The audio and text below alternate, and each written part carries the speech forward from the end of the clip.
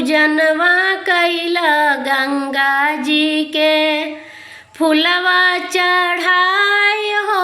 पूजनवा कैला गंगा जी के दियना जलाए हो। पूजनवा कैला गंगा जी के नैहर में मांगी मैया बाप महातारी। नैहर में मांगी मैया बाप महातारी।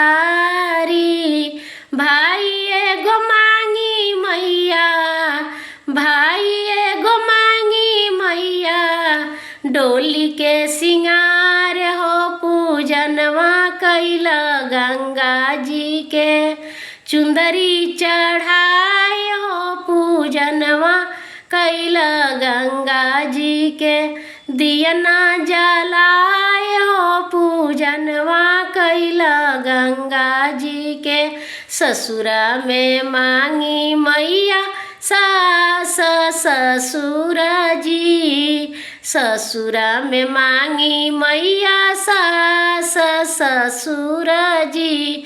ननद एगो मांगी मैया, ननद एगो मांगी मैया अंगना के सिंगार हो। पूजनवा कैला गंगा जी के सिंदूरा चढ़ाए हो। पूजनवा कैला गंगा जी के दियना जलाए हो। पूजनवा कैला गंगा जी के अपना के मांगी मैया अवध सिन्होरवा।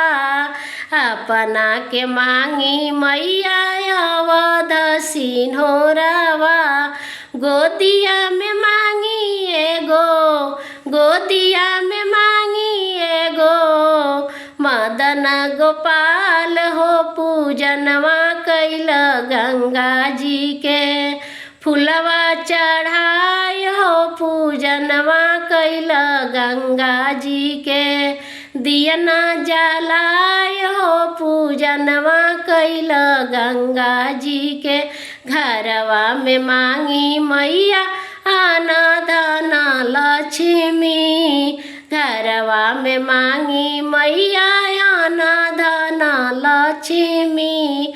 बड़े बड़े दानी हाई, बड़े बड़े दानी हाई मैया जी हमार हो। पूजनवा कैला गंगा जी के फुलवा चढ़ाए हो। पूजनवा कैला गंगा जी के दियना जलाए हो। पूजनवा कैला गंगा जी के चुंदरी चढ़ाए हो। पूजनवा कैला गंगा जी के सिंदूरा चढ़ाए हो। पूजनवा कैला गंगा जी के दियना जलाए हो। पूजनवा कैला मैया जी के दियना जलाए हो। पूजनवा कैला मैया जी के।